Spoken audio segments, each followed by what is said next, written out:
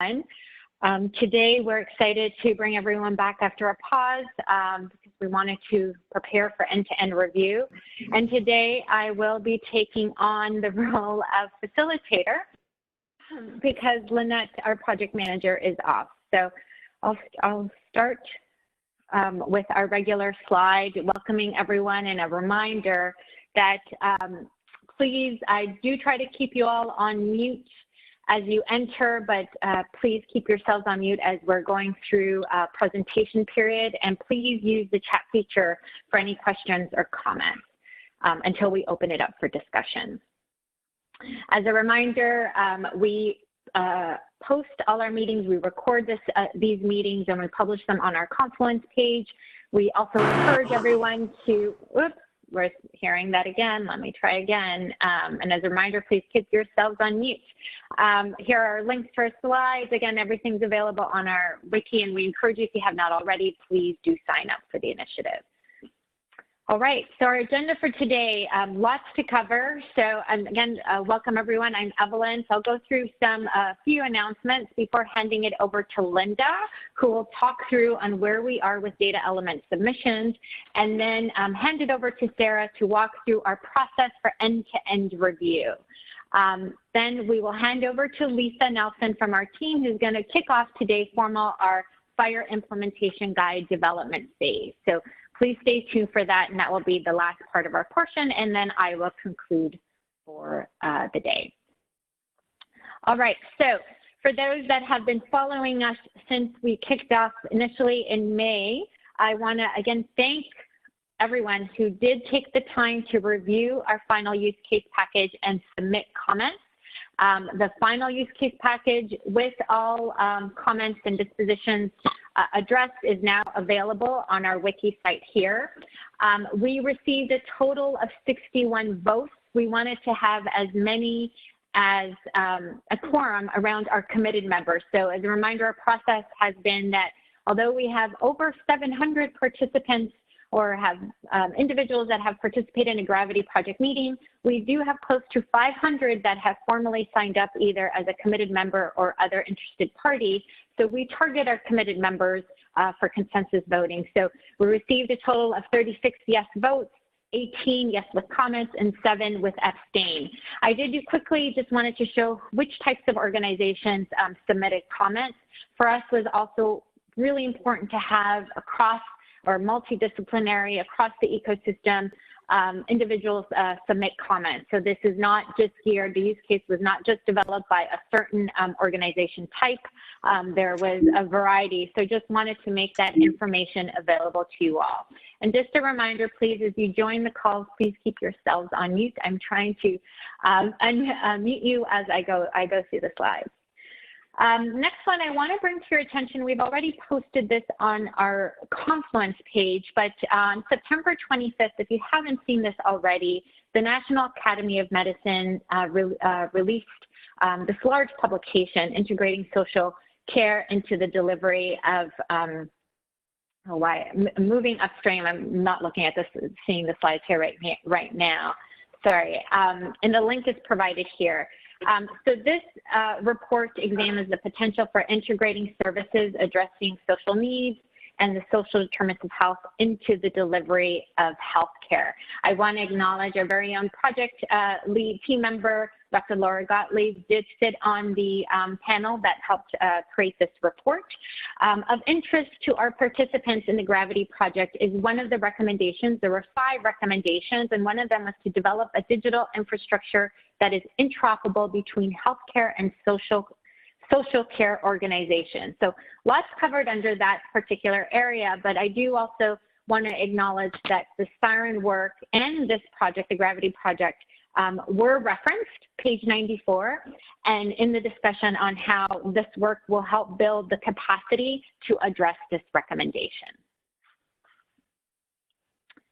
With that, just summary for those just joining us for the first time, we do have a schedule for the coming 2 months. We are in week 18, where we begin end-to-end review, and we're going to be following this. We've switched back our meetings to weekly meetings, so we'll be conducting this end-to-end review on a weekly basis. we are targeting to review based on our approach that, and how we've asked participants to submit comments, either by screening activities, diagnosis activities, goal setting or care planning, and then intervention. So we'll be reviewing them. So it just gives you a snapshot of where we're at. And then we will start consensus voting. We'll follow the same process as we did for the use case, where we go, end to end. We're not publishing this and going away. We're actually going to address some of your comments as part of our public meetings, and then give you time to react, respond to what we present, and then come back for the following week. And Linda and Sarah will spend more time walking through this. So with that, I'm going to hand over now to Linda to talk through what we are in our status and how we've been able to adjudicate with the group. So Linda, just want to double check if you are unmuted. You can unmute yourself. I should be. Yep, okay, you're good. Go ahead. Thanks, Evelyn. All right, so I'm just going to walk you through a few slides just to give you a status of where we are with the data submission review. We did represent the submitting organization slide because since the last call we had in end of September, we did add 2 additional submitting organizations to this slide. So we now have a total of 19 organizations who had submitted some type of data elements for the Food Insecurity Project. Next slide. Again, this one just showing how many organizations submitting something for at least of the 4 activity areas. And you can see again, it's still the highest one was submission by 15 organizations for 1 or more screening tools. Diagnoses and interventions were next, followed by goals. Slide P.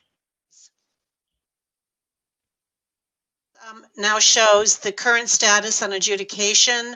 You can see that we're now reflecting the 19 organizations.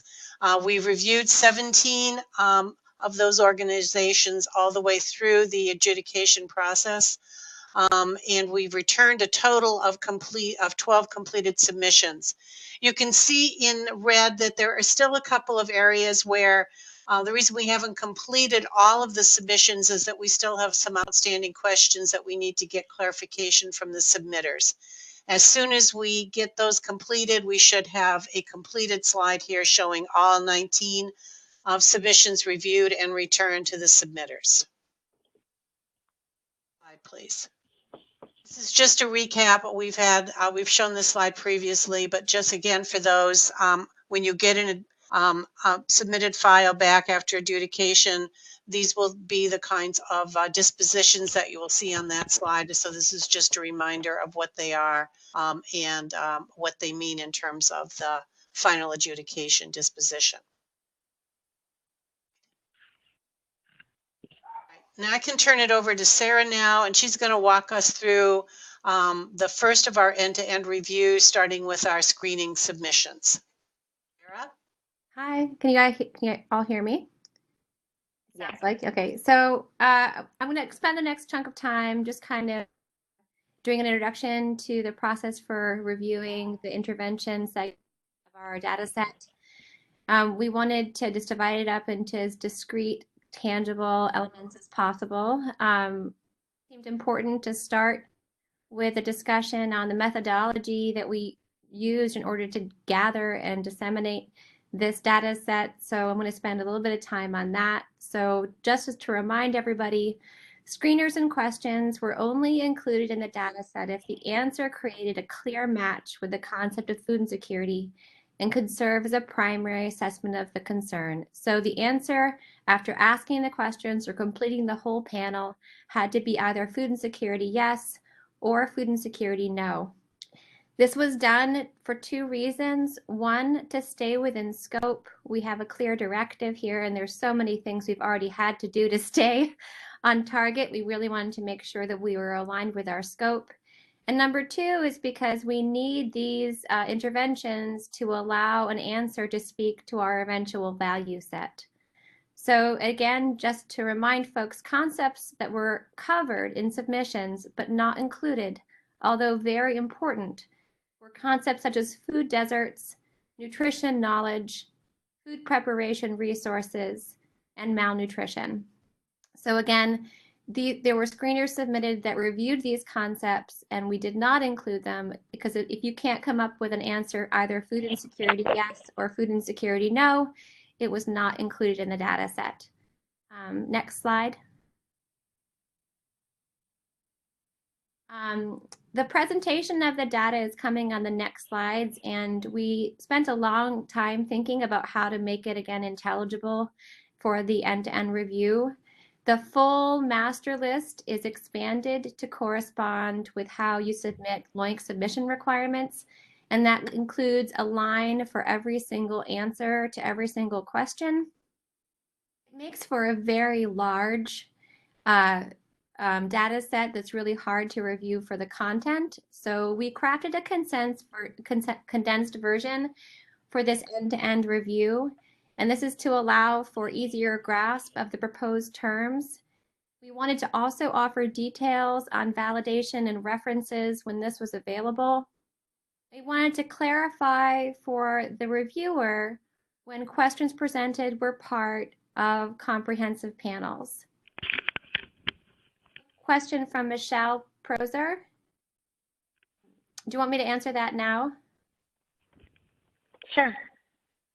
So there are some American Academy of Nutrition and Dietetics malnutrition panels that we did not include. There were neighborhood food environment panels that we did not include in this data set. You know, I'm happy to send specific examples along to anyone who's interested. And then, as you can see soon, Michelle, this is in direct reference to FHIR. When there was a comprehensive panel, we included the question with the understanding that the whole panel will have to be built at some other time, but the answer itself is the only thing that corresponded to the data set. And that's best to answer on the next slide. So this, again, Michelle, so this is the first a snapshot of what you will download on Monday when we start the capacity for the end-to-end review. So you can see there's a few different columns here. So there's one column for the master ID, and that's important because whenever we get comments on any of these data elements, we need to include the master ID so that we can match your comments to the correct line on the master. The next column is the number of organizations that submitted that panel or that question. So we just wanted to show when there was robust evidence that there were many people supporting it. For example, you can see that 6 organizations submitted the Hunger Vital Sign, 4 organizations submitted the Accountable Health Communities tool, FHIR. The Michelle Proser, your tool was submitted by 5 organizations, and then et cetera, et cetera. We also included a column, as I was mentioning, for whether that screener, those questions, were validated against the gold standard. We are not going to go too far in depth into what validated means in this case. There's very few screeners that are really robustly evaluated for validity in many different facets. The Hunger Vital Sign is really the best version of a screen that's been validated both for sensitivity, specificity, and convergent validity. Sorry. Many of the other screeners are validated against the Hunger Vital Sign or just for sensitivity and specificity, but not completely borne out for all the possible psychometric studies. And psychometrics is the process of making measurement tools and evaluating of them.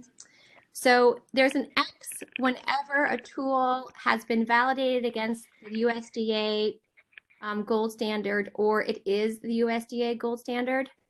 The Accountable Health Communities tool is really a version of the Hunger Vital Sign, so in some sense it's the same thing. There's the FHIR screener. The SWIC is the first question of the Hunger Vital Sign, which was validated within the Hunger Vital Sign psychometric study by Hagar and Quigg. There's Health Leads. There's the Canadian Household Food Security Module, the USDA Youth Study, and then the Climate Hunger Screen. A little approximated sign for the North Carolina SEEK questions because they're modified versions of the hunger vital sign answers. So it's basically the questions of the hunger vital sign. They are not exactly the hunger vital sign because they contain yes, no answers. So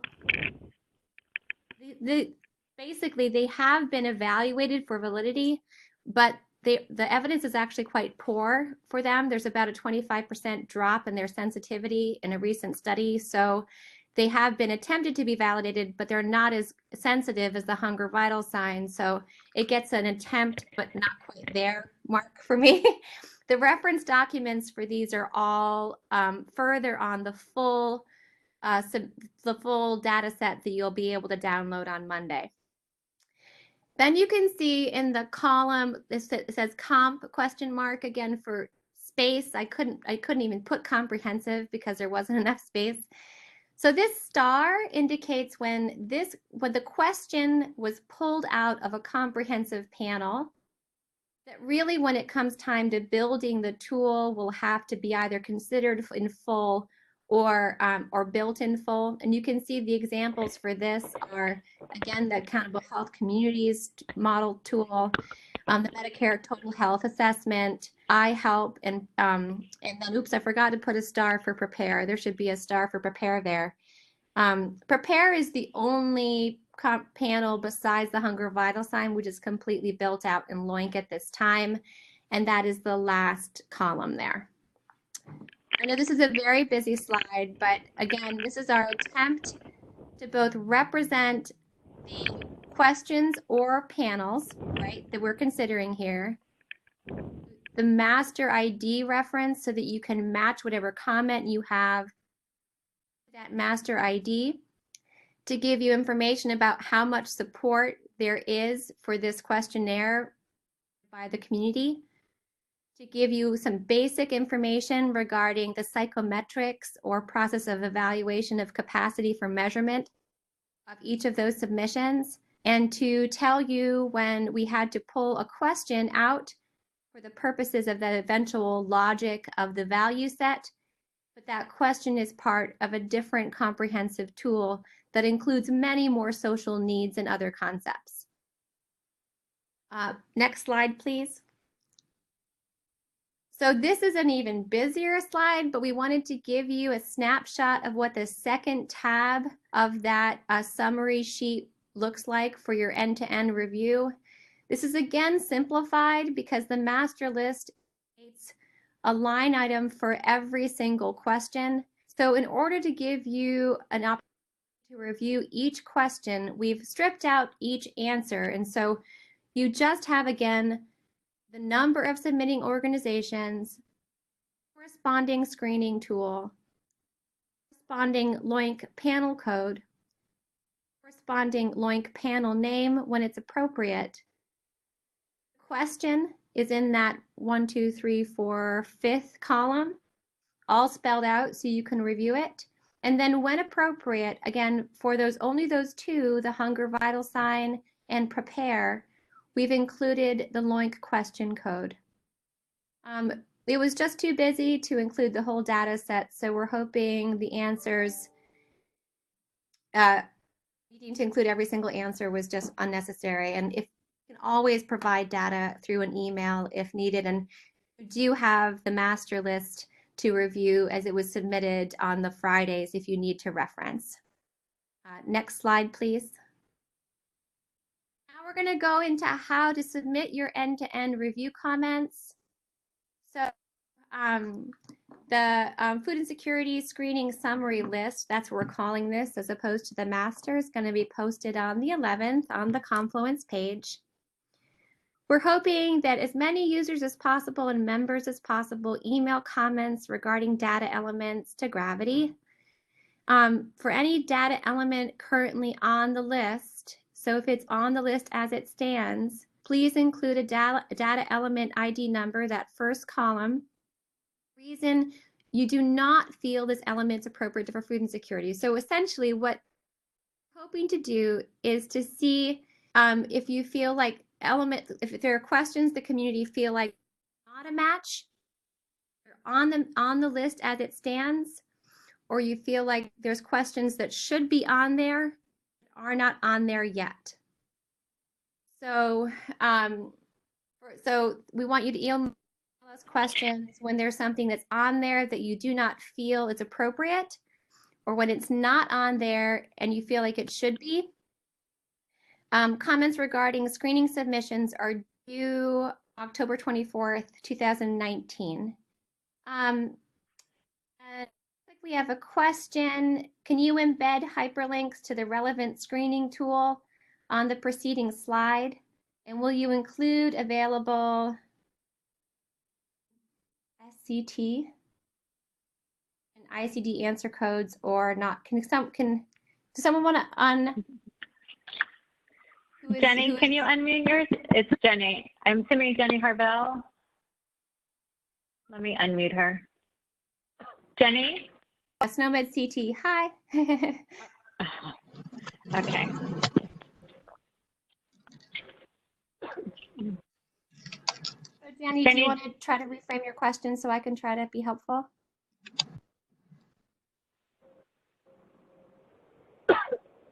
Here. I've unmuted her. Okay, well, maybe let's just answer. So it sounds like she just wants a hyperlink. So if we go back, if you're referencing these, we don't have these on the master, I think the main master list, but is that something we want to include, Sarah? Well, I'm wondering if, it seems like, so we definitely had to use those examples of the screeners themselves for our initial review. So it does seem if community members want to see, want to screener itself, was it, I'm just thinking through this, is it just for the comprehensive tools that you want to link to the total, or is it for all of the submissions that we have on this, on the summary? Different questions, like getting the comprehensive ones on here is a little bit easier than getting all of them.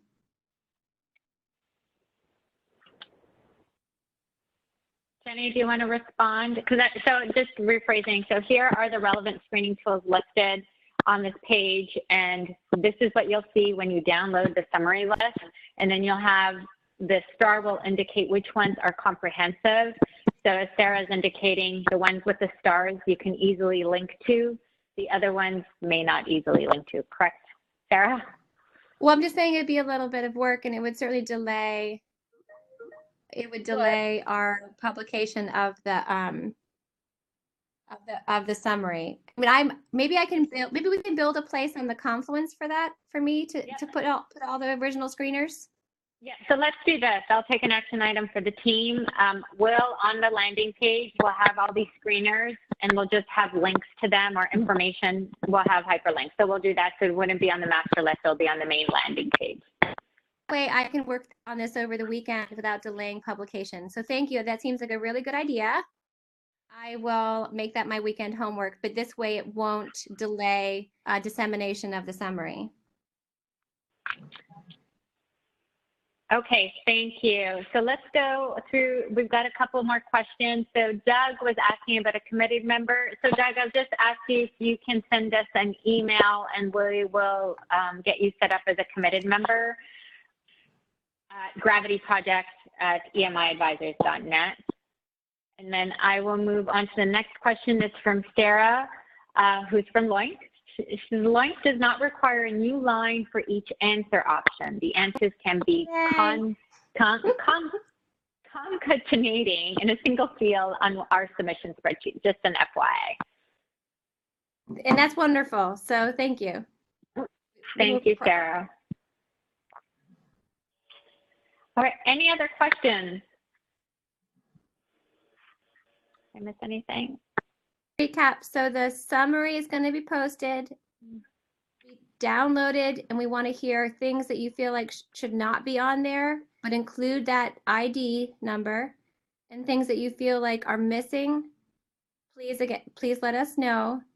And then over the weekend, what I'll do for the reviewers is I'll put in a bucket links to the screening tools that have been submitted that the SMEs reviewed so that everyone can see them in their original form. Great. Oh, Caroline's asking us to just remind everyone, we have asked everyone to submit their comments via email. It's on this slide here.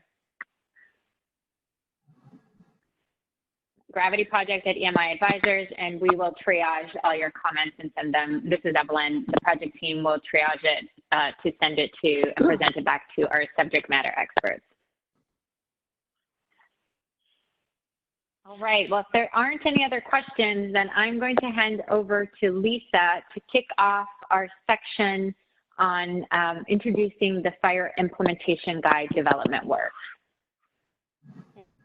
And good afternoon, everyone, and thank you, Laura and Donna and Linda, for all the hard work on our data element submissions so far. It's a very exciting development. I'm going to switch gears now and take you guys through some view of what we will be doing with developing a FHIR IG. We will talk a little bit about what that is and why we are doing that, and then I'll explain more about the approach that we'll be using and the timing for this, and hopefully describe what this really means to all of you as we go through this additional task in the Gravity Project. Next slide. As you know, the Gravity Project is part of the FHIR Accelerator program at HL7, and this is a slide you've seen before. On the left-hand side, you see the work that we are doing in our first phase in 2019 to work on clarifying what information we need to gather and share as we look at 3 different domains of social determinants of health.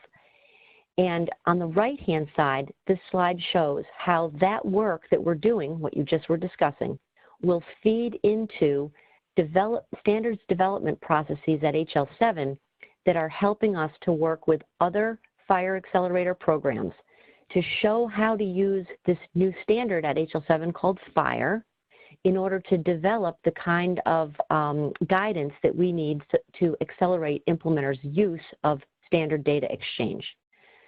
Next slide.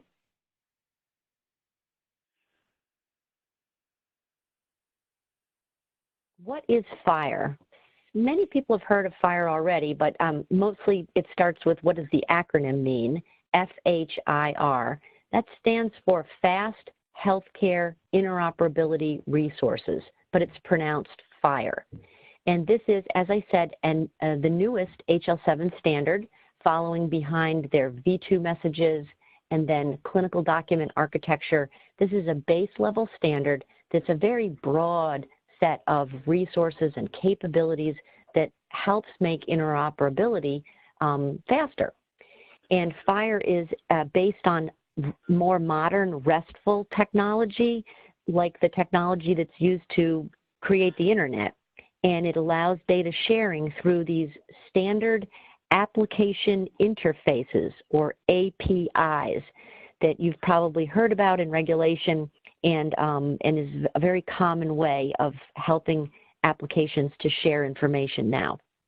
So it's a open, free, web accessible standard, which really makes it a much easier standard to interact with, and it has many machine processable aspects to it. So it's really a step forward from anything that HL7 has developed before.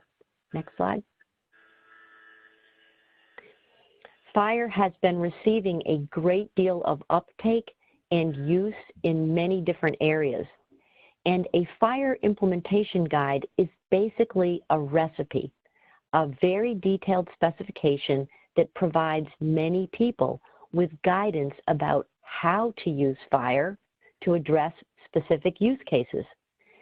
So each FHIR IG is also open and free and web accessible, and it carries the instructions that are needed for many different systems to understand what their responsibilities are to interact together, so that the spec itself helps us have interoperability faster, because you can basically pick up the spec, read what your role is going to be, what your system's role is going to be, and implement based on what's been documented and shared in this implementation guide. And the reason that this picture looks very similar is that everything that we make in FHIR is built on the same underlying machine processable standards.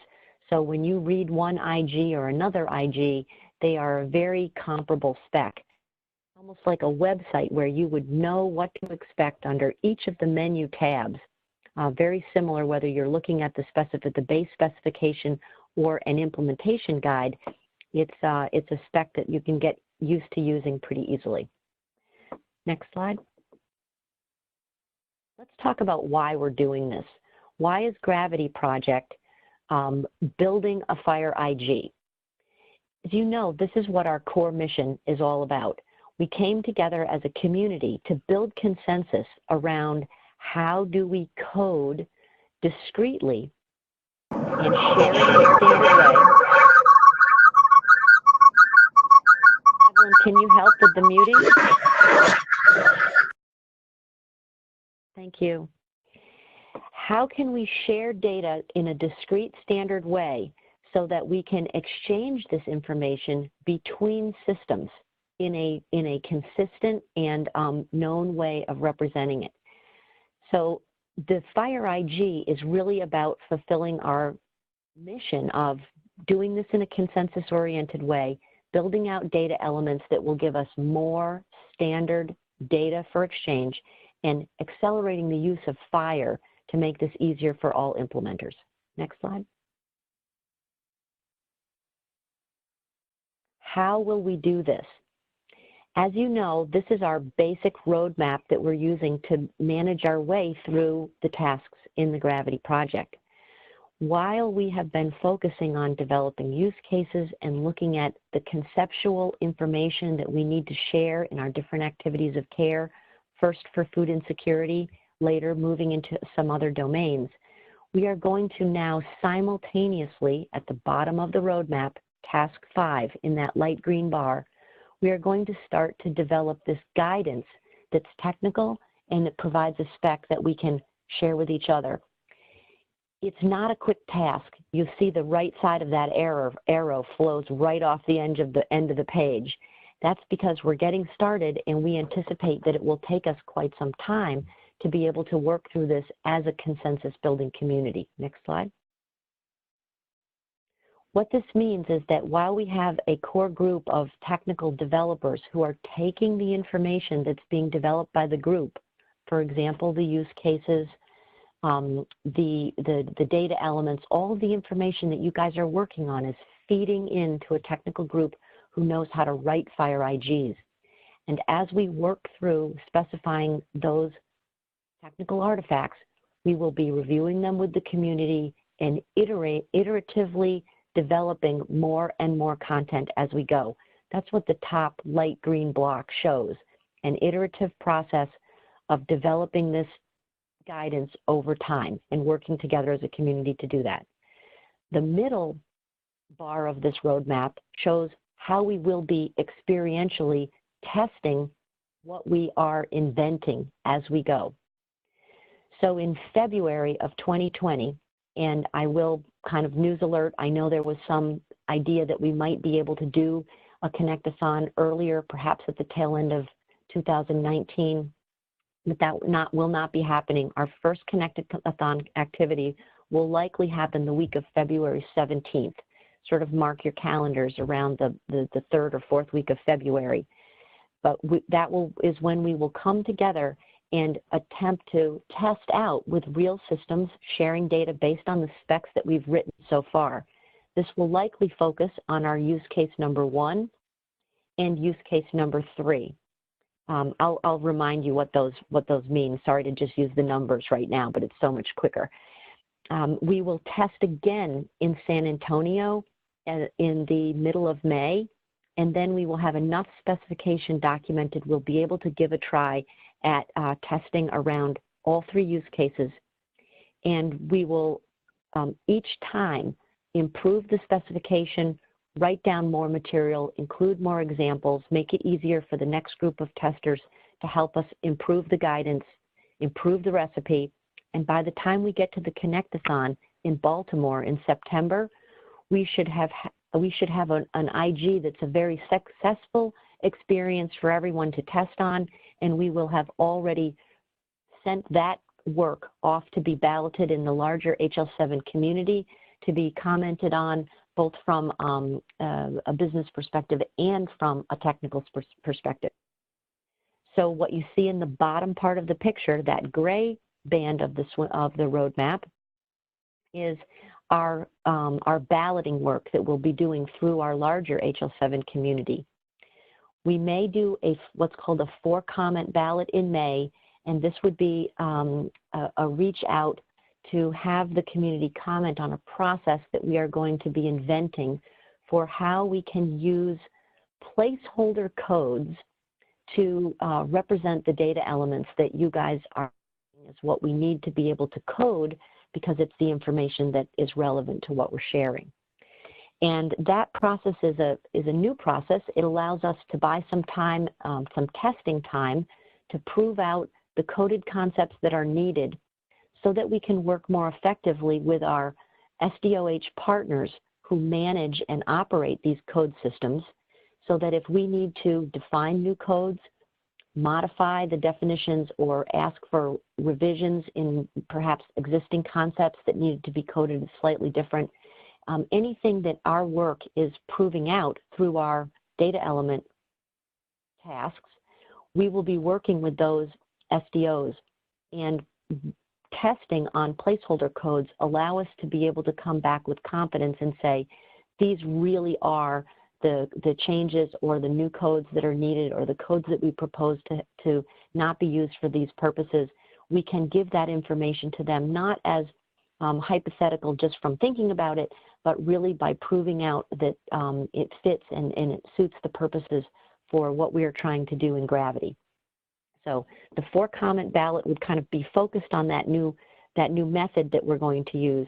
And then the real milestone is called a standard for trial use ballot process that we will go through in September. Next slide.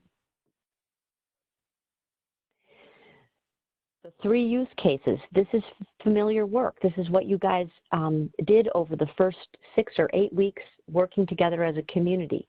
Identified the 3 important use cases that we have. Documenting SDOH data elements in the care setting in conjunction with a patient encounter within the healthcare setting. And then number 2, tracking these SDOH interventions that are planned and being able to keep track when we reach out to community-based organizations or to other types of referrals and interventions that are even performed in the healthcare setting. How do we document them and track them to completion? And use case number 3, when that information is gathered on an individual in a care setting, how do we share that information with other systems that will be operating for secondary use type purposes like population health, quality reporting, or risk adjustment and stratification? So those 3 use cases are what our IG will be focused on doing. Next slide, Evelyn. If you recall, we focused on a methodology that helped us write down what these use cases are, not just in words, but we've already started to think about what systems would be interacting with each other and what transactions will they use to share the information. Most important, in the center of this picture, above and below those 2 transactional arrows, you see the square that represents the payload of information that would be shared. And that's where all of our work on these SDOH data elements comes into play. That's the information that's being shared. So we have these diagrams. I'm just going to kind of quickly remind you, we did these. They're in the package already for use case 1. And can we just remind click forward to use case 2, sharing between a system that's acting to order certain activities or refer activities and to fill. Those are the main actor roles that would be played in use case 2. And I bring up that term actor role because later when you find out about participating in Connect-a-thon testing, one of the things that you have to think about is what role would your system play in this standard data exchange? And when you sign up, thinking about the actor roles would be important. So that's how it ties back to use cases. Finally, use case 3, you can just show that one quickly. This is our use case where there's actually some alternatives in here, but we've just demonstrated a 3-actor sharing mechanism where the aggregation could have steps. It will also have an alternative where the aggregation can happen just with 2 actors on the right-hand side. But the FHIR IG is about showing us what these actor roles are, how the payloads of data will be formed, and what kinds of transactions will happen between the systems to affect the information sharing. Next slide. If you recall, the activities that we focus on to bring us all the way through the cycle of care, this is what's driving our work to understand from the community what information do we need to share. This is what we've been gathering from all of you, and that's how we look at what codes do we need to be able to discreetly represent those different kinds of information. You see things like the question and answer for a screening, or a clinical observation about whether there's food insecurity or not, a diagnosis that would be a clinical judgment around whether someone has food insecurity, goal setting, intervention. This is really about how we're gathering information and then thinking about how it needs to be coded and the structures to represent it, so that we can document that in what's called profiles within the FHIR IG. Next slide. The other thing that the FHIR IGs will be doing, besides those profiles to represent the different data elements that go in the payloads, is we will be reusing, not inventing, but reusing data sharing mechanisms that have already been developed by other FHIR acceleration programs. Those are the logos that you saw on the glide path slide, the work that has already been done by the Argonauts and Da Vinci and others to give us mechanisms for representing structured documents, like the CCDA on FHIR gives us how to do structured documents in FHIR. Basic core data for interoperability, like how to represent the patient and the practitioner. Mechanisms that are both a solicited and an unsolicited type of communication for sharing the information, et cetera. Things to do referrals and how to really handle some of the bundles and the transactions. And it's largely work that's out there already. And we will be documenting it in the FHIR IG and educating our community as we go on this journey together. Some of these words and concepts might not be familiar to you right now, but as we go through this, each week you'll be getting a little bit more about the progress that we're making in a very open, transparent, and collaborative way, so that as the IG is being built, your understanding of what is there will be growing. So you can imagine that this iterative process is really about building everyone's common understanding at the same time. And the first place that we are starting is with that profile around the food insecurity clinical assessment, or sometimes you'll hear me call that an observation. Next slide. One of the things on the right-hand side, you'll notice these same words being used over and over again, but these data elements that we're creating profiles for, diagnosis, patient-centered goals, et cetera, we're going to be eating this elephant one bite at a time. And so I wanted you to be able to see that the path that we're taking is going to lead us first from those clinical observations, and then we'll be doing diagnoses, et cetera. There's kind of a reason why we've gone through this order from easier to harder. And while we are inventing the profiles to show you how to use FHIR to represent this data, we also will be addressing the question of where would these data elements fit in a larger context? For example, if they were placed in the context of a patient's care plan as a document that could be shared from one system to another. So while FHIR allows data to be easily accessed as little individual pieces of data to retrieve a diagnosis on its own or retrieve a clinical observation on its own, often the data makes the most sense when you can think of it in the context of a point in time when a story is told about this is what the patient's care plan looks like right now. And so here you see a structured, it's a wireframe representation of a care plan document that has some standard header information and established standard sections of information. And you can see how our puzzle pieces, our data elements, really align very nicely into the available structured spots in a care plan. Diagnoses line up with health concerns, goals, patient-centered goals line up with goals. It's a pretty obvious and easy. And we'll be explaining how this works in the IG. We'll also be explaining on the next slide, please, Evelyn. We'll be explaining how these elements could be represented in other types of data collections, different types of structured documents that exist for different purposes. On the left-hand side, you see the structured sections that are available in a patient summary. This is a document that covers a span of time, lots of different encounters. You see on the very bottom of that leftmost column an encounter section. And that's there because this document tells a story about a series of encounters the patient has been through over a period of time. The middle column shows what an encounter summary, just a document that says this is what things look like at the end of a visit. And the rightmost column is a wireframe for a structured document that could be a referral note that you might send out to another organization when you're asking for certain interventions to be done.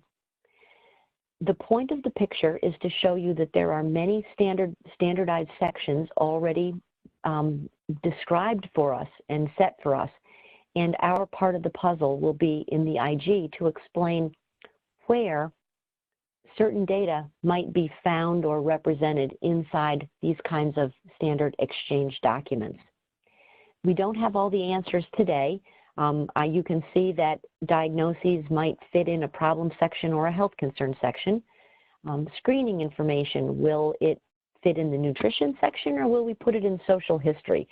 Some things we're not sure about yet, but as a community, we will go through figuring this out together, and the implementation guide will document what we determine as a consensus body as what we will do, and then that will create our standard.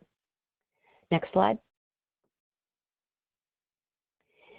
Over the course of this 18-month or so process to go from now until when we ballot in September, you will be getting a lot of education.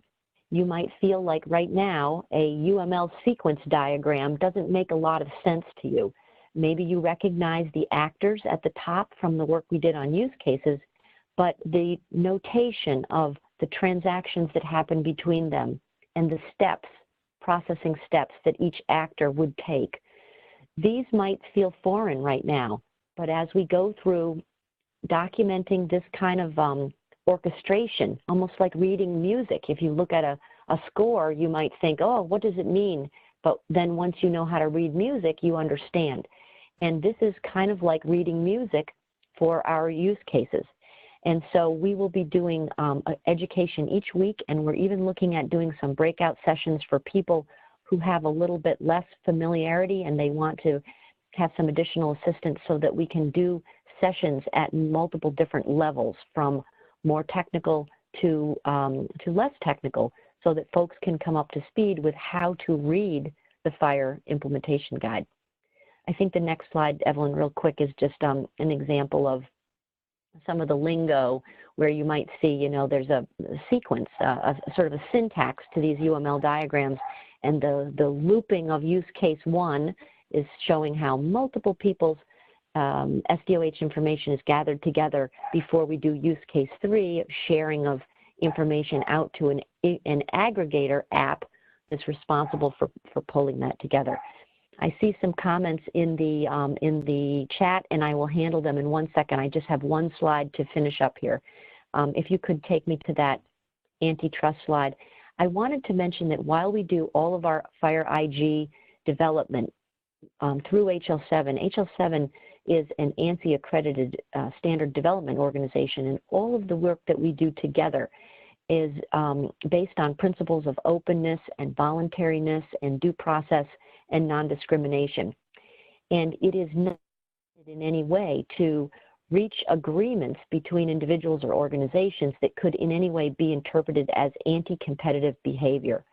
We are doing this to accelerate the speed at which we can all share data with each other, but it is not meant to do anything regarding price fixing or terms of sale or affecting anything that would be considered anti-competitive. And all of these standards are open that we produce. They're not owned by any of the organizations that are contributing to them. Next slide. My call to action here is for you guys to just stay up to speed with us. Keep doing your homework, stay engaged, and you will incrementally grow your understanding as we build this out. You can visit a special Confluence page that's been added now that's called the Gravity SDOH FHIR IG page. You can see the link there in number 1, and that's where we keep track of everything, all of the meetings, all of the work that's specific to this task. If you are engaged with an organization that develops applications that you think would like to participate in testing of some of this sharing standards that would happen for use case 1, 2, or 3, then please go and sign up. There's a form that you can fill out at that Connectathon testing sign up page. And what you can expect over time as we go through this is that you will be exposed to the IG as it's being developed. So that means you'll be on the ground floor for understanding it. You'll have time to prepare your system's capability to be able to share data in this standard way, and you'll have the opportunity to attend Connectathons where we do hands-on testing to confirm if the guidance is helpful and right and accurate or needs some additional work. So you'll be performing the tests and then giving feedback that will help us improve the IG as we go. So it's a rinse and repeat kind of thing, as you saw on the roadmap, several cycles between now and September. And that's what we have planned. Let me see if I can look in here. Dr. Lane has a comment about. Actually, Lisa, it's Evelyn. Let's go with the first ones that ask questions. So Dr. Lane started with the first question on whether our timeline can include a point in which the content will be submitted for inclusion in the US CDI. I know we do have some high-tech members on the call today. I don't know if you want to if they want to chime in, or Lisa, where you feel would be appropriate for submission. I believe they are. If somebody wants to get unmuted and stuff, I would love to have someone from high tech who wants to answer, but I will fill the time by sharing what I know, and that is that the commitment on US CDI is to develop also an iterative process like this. And they are very much looking to shift it to the place where implementers are driving what gets adopted. So as an implementer community, when our IG is balloted and we have something that the community is ready to publish and stands behind as the definitions for these data elements and the definitions of the data elements that could be added, it is our intention that this work will be able to feed that expansion of US CDI. As far as when, I would say it would be after we ballot. Yeah, I was going to say the same. Okay, I'll move into the next question from Megan Arsberger. She says, I hope that consideration is being given to data from CBOs and how FHIR could support data integration from referrals. We want to combine data with social services and our federally qualified health centers. This goes beyond referrals. So I do want to, I believe you've answered that in going through the different structured documents that can be exchanged, but want to, Megan, welcome you if you have any additional questions that Lisa maybe did not answer through her presentation. And Megan, we did use case number 2 is the use case that's really strongly about that part of the focus, and this is going to take us the longest time. So it's not that we're not working on it. We will need to get started thinking about that, and people who have specific interest in that area, it is going to be the greatest challenge because of the level of indirection that happens when you need to request to be provided out by an organization like a community-based service provider that may not have the same level of EHR technology, just some other challenges, and then we need to close the loop on feeding information back in. And we do have the mechanism, we're envisioning both a solicited and an unsolicited kind of communication. So it doesn't always have to start from the clinical side and feed out to community-based organizations and then close the loop. But we also envision the mechanism that would that a community-based organization could use to push information, you know, directly, unsolicited, into the healthcare clinical setting. And these are the kinds of things that we need help documenting and playing out so that everybody knows what to expect and how it might work, both from a technical and a workflow point of view. Thank you, Lisa. I want to jump on because there was 2 questions regarding, Dr. Lane also asked, also commented, interesting decision to use the term diagnoses for SDOH findings and observations. I'm sure a lot of thought has been put into this. Is this logic documented somewhere? I believe you were distinct between the observations and the diagnoses. So just, if you want to clarify, Lisa. Sure. We're definitely separating the notion of a clinical observation from a diagnosis, and it's a separate decision-making process. So the clinical observation might size up what information is provided through the screening tools and other dialogue with the patient, but ultimately it's a clinical decision if a diagnosis is relevant or not, and we're just providing the structures for how you would do it if a clinician were to add a diagnosis. And we're not saying that right now we're only looking at food insecurity. We haven't gotten into transportation yet, so I don't know if there are relevant diagnoses for lack of transportation. Yeah. Okay, so let's, next one from Jenny. As part of the Connectathons, will you collaborate with ONC-sponsored supported work 360X closed loop referral? So you already have done that in the write-out, Lisa. Yes, the most relevant standards that we have to reference right now are 360X and also the BSER, which was produced out of the public health space, and it's also about a closed loop referral process. So we'll be looking at utilizing and building upon both of those. And I see that Matt Bishop has also answered about 360X, where they're creating an interoperable referral data standard. So thank you, Matt, for answering that question. Okay, so the other one is from Terry. So Terry's made a comment around a new domain that we have not yet focused on, a comment about unifying SDOH around financial insecurity. Financial insecurity appears to be the SDOH that manifests itself as housing, transportation, or food insecurity, depending on the priorities of the individual at a specific point in time. So I can answer in terms of tackling financial insecurity. That is one of the 20 domains that the Siren team reviewed as part of their compendium. So we, as Lisa noted, right now we're focused on food insecurity. We have housing and transportation next.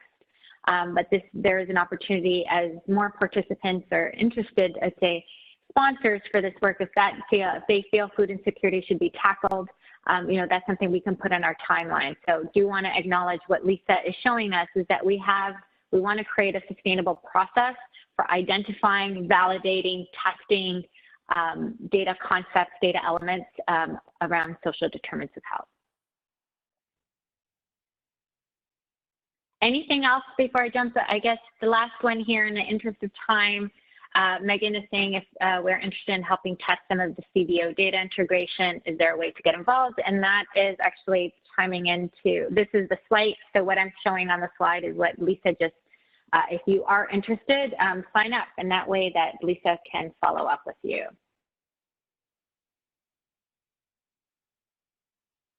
We are at the top. Any other additional questions or comments from the community today? Oh, Bill Swain. Okay, so Bill says ICD-10Z codes do not require a medical provider diagnosis. Coding can come from SW, social worker, dietitian, etc. And then this is Sarah. I just wanted to mention that I forgot that some of the links to the screeners are on the master list, but not all of them. So we will post them on the Confluence page, but for now, some of them are there and what you've downloaded on Fridays. So just to give you guys a heads up. Thank you, Sarah. So just as a follow-up on next steps, as a reminder for those missing earlier slides, we are asking for end-to-end review. We'll start with the screening data elements by October 24th. These will be published on the Food Insecurity Confluence page, and then also begin to plan for and submit your interest for participating in the future next year's Connect-a-thon. Any additional comments or questions before we adjourn? No? Well, thank you very much, everyone. We've made good time, and we hope to see you again, hear from you again next week. Have a wonderful afternoon.